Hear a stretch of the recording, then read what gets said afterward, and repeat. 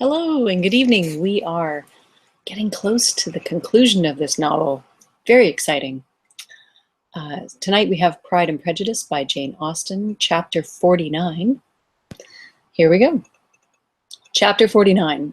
2 days after Mr. Bennet's return, as Jane and Elizabeth were walking together in the shrubbery behind the house, they saw the housekeeper coming towards them and, concluding that she came to call them to their mother, went forward to meet her. But instead of the expected summons, when they approached her, she said to Miss Bennet, "I beg your pardon, madam, for interrupting you, but I was in hopes you might have got some good news from town, so I took the liberty of coming to ask." "What do you mean, Hill? We have heard nothing from town." "Dear madam," cried Mrs. Hill in great astonishment, "don't you know there is an express come for master, from Mr. Gardiner? He has been here this half hour, and master has had a letter." Away ran the girls, too eager to get in to have time for speech. They ran through the vestibule into the breakfast room, from thence to the library. Their father was in neither, and they were on the point of seeking him upstairs with their mother when they were met by a butler who said, "If you are looking for my master, ma'am, he is walking towards the little copse." Upon this information, they instantly passed through the hall once more, and ran across the lawn after their father, who was deliberately pursuing his way towards a small wood on one side of the paddock. Jane, who was not so light nor so much in the habit of running as Elizabeth, soon lagged behind, while her sister, panting for breath, came up with him and eagerly cried out, "Oh, papa, what news? What news? Have you heard from my uncle?" "Yes, I have had a letter from him by express." "Well, and what news does it bring, good or bad?" "What is there of good to be expected?" said he, taking the letter from his pocket. "But perhaps you would like to read it." Elizabeth impatiently caught it from his hand. Jane now came up. "Read it aloud," said their father, "for I hardly know myself what it is about." Gracechurch Street, Monday, August 2nd. My dear brother, at last I am able to send you some tidings of my niece, and such as, upon the whole, I hope will give you satisfaction. Soon after you left me on Saturday, I was fortunate enough to find out in what part of London they were. The particulars I reserve till we meet. It is enough to know they are discovered. I have seen them both. "Then it is as I always hoped," cried Jane. "They are married." Elizabeth read on. "I have seen them both. They are not married, nor can I find there was any intention of being so. But if you are willing to perform the engagements which I have ventured to make on your side, I hope it will not be long before they are. All that is required of you is, to assure to your daughter by settlement her equal share of the £5,000 secured among your children after the decease of yourself and my sister, and, moreover, to enter into an engagement of allowing her during your life £100 per annum. These are conditions which, considering everything, I had no hesitation in complying with, as far as I thought myself privileged for you. I shall send this by express, that no time may be lost in bringing me your answer. You will easily comprehend from these particulars that Mr. Wickham's circumstances are not so hopeless as they are generally believed to be. The world has been deceived in that respect, and I am happy to say there will be some little money, even when all his debts are discharged, to settle on my niece, in addition to her own fortune. If, as I conclude will be the case, you send me full powers to act in your name, throughout the whole of this business I will immediately give directions to Haggerston for preparing a proper settlement. There will not be the smallest occasion for your coming to town again, therefore stay quietly at Longbourn, and depend on my diligence and care. Send back your answer as soon as you can, and be careful to write explicitly. We have judged it best that my niece should be married from this house, of which I hope you will approve. She comes to us today. I shall write again as soon as anything more is determined on. Yours, etc., Edward Gardiner. Is it possible? Cried Elizabeth when she had finished. Can it be possible that he will marry her? Wickham is not so undeserving, then, as we have thought him, said her sister. My dear father, I congratulate you. And have you answered the letter? Said Elizabeth. No, but it must be done soon. Most earnestly did she then entreat him to lose no more time before he wrote. Oh, my dear father, she cried, come back and write immediately. Consider how important every moment is in such a case. Let me write for you, said Jane, if you dislike the trouble yourself. I dislike it very much, he replied, but it must be done. And so saying, he turned back with them and walked towards the house. And may I ask, said Elizabeth, but the terms, I suppose, must be complied with. Complied with? I am only ashamed of his asking so little. And they must marry. Yet he is such a man. Yes, yes, they must marry.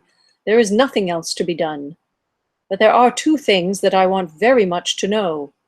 One is, how much money your uncle has laid down to bring it about, and the other, how I am ever to pay him. Money? My uncle? Said Jane.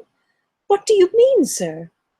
I mean that no man in his senses would marry Lydia on so slight a temptation as 100 a year during my life, and 50 after I am gone.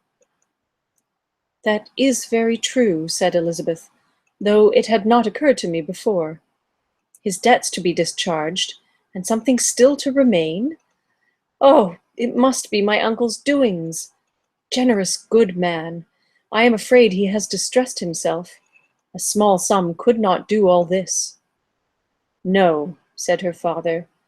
Wickham's a fool if he takes her with a farthing less than 10,000 pounds. I should be sorry to think so ill of him in the very beginning of our relationship. 10,000 pounds! Heaven forbid! How is half such a sum to be repaid?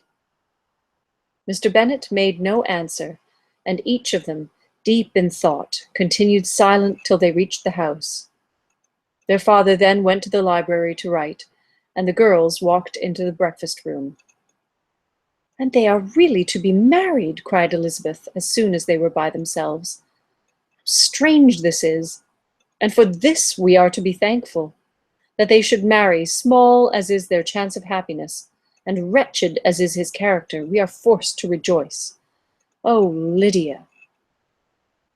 I comfort myself with thinking, replied Jane, that he certainly would not marry Lydia if he had not a real regard for her. Though our kind uncle has done something towards clearing him, I cannot believe that 10,000 pounds or anything like it has been advanced. He has children of his own, and may have more.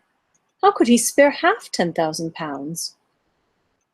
If we are ever able to learn what Wickham's debts have been, said Elizabeth, and how much is settled on his side on our sister, we shall exactly know what Mr. Gardiner has done for them, because Wickham has not sixpence of his own.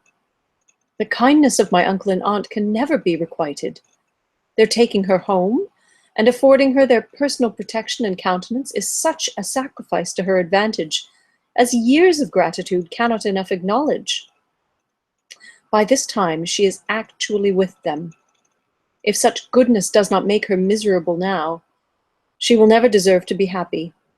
What a meeting for her when she first sees my aunt! We must endeavour to forget all that has passed on either side, said Jane. I hope and trust they will be yet happy. His consenting to marry her is a proof, I will believe, that he is come to a right way of thinking. Their mutual affection will steady them, and I flatter myself they will settle so quietly, and live in so rational a manner, as may in time make their past imprudence forgotten. Their conduct has been such, replied Elizabeth, as neither you nor I nor anybody can ever forget. It is useless to talk of it. It now occurred to the girls that their mother was in all likelihood perfectly ignorant of what had happened. They went to the library, therefore, and asked their father whether he would not wish them to make it known to her. He was writing, and, without raising his head, coolly replied, "Just as you please." "May we take my uncle's letter to read to her?" "Take whatever you like, and get away." Elizabeth took the letter from his writing table, and they went upstairs together. Mary and Kitty were both with Mrs. Bennet. One communication would therefore do for all. After a slight preparation for good news, the letter was read aloud. Mrs. Bennet could hardly contain herself. As soon as Jane had read Mr. Gardiner's hope of Lydia's being soon married, her joy burst forth, and every following sentence added to its exuberance. She was now in an irritation as violent from delight as she had ever been fidgety from alarm and vexation. To know that her daughter would be married was enough. She was disturbed by no fear for her felicity, nor humbled by any remembrance of her misconduct. "My dear, dear Lydia," she cried, "this is delightful indeed. She will be married. I shall see her again. She will be married at 16. My good, kind brother. I knew how it would be. I knew he would manage everything. Oh, how I long to see her, and to see dear Wickham too. But the clothes, the wedding clothes! I will write to my sister Gardiner about them directly. Lizzie, my dear, run down to your father and ask him how much he will give her. Stay, I will go myself. Ring the bell, Kitty, for Hill. I will put on my things in a moment. My dear, dear Lydia, how merry we shall be together when we meet." Her eldest daughter endeavoured to give some relief to the violence of these transports by leading her thoughts to the obligations which Mr. Gardiner's behaviour laid them all under. "For we must attribute this happy conclusion," she added, "in a great measure to his kindness. We are persuaded that he has pledged himself to assist Mr. Wickham with money." "Well," cried her mother, "it is all very right. Who should do it but her own uncle? If he had not a family of his own, I and my children must have had all his money, you know, and it is the first time we have ever had anything from him except a few presents. Well, I am so happy. In a short time I shall have a daughter married. Mrs. Wickham. How well it sounds. And she was only 16 last June. My dear Jane, I am in such a flutter that I am sure I can't write, so I will dictate and you write for me. We will settle with your father about the money afterwards, but the things should be ordered immediately." She was then proceeding to all the particulars of calico, muslin, and cambric, and would shortly have dictated some very plentiful orders, had not Jane, though with some difficulty, persuaded her to wait till her father was at leisure to be consulted. One day's delay, she observed, would be of small importance, and her mother was too happy to be quite so obstinate as usual. Other schemes, too, came into her head. "I will go to Meryton," said she, "as soon as I am dressed, and tell the good news to my sister Phillips. And as I come back, I can call on Lady Lucas and Mrs. Long. Kitty, run down and order the carriage. An airing would do me a great deal of good, I am sure. Girls, can I do anything for you in Meryton? Oh, here comes Hill. My dear Hill, have you heard the good news? Miss Lydia is going to be married, and you shall all have a bowl of punch to make merry at her wedding." Mrs. Hill began instantly to express her joy. Elizabeth received her congratulations amongst the rest, and then, sick of this folly, took refuge in her own room, that she might think with freedom. Poor Lydia's situation must at best be bad enough, but that it was no worse, she had need to be thankful. She felt it so, and though in looking forward neither rational happiness nor worldly prosperity could be justly expected for her sister, in looking back to what they had feared only 2 hours ago, she felt all the advantages of what they had gained. So ends chapter 49. Join me tomorrow night for chapter 50.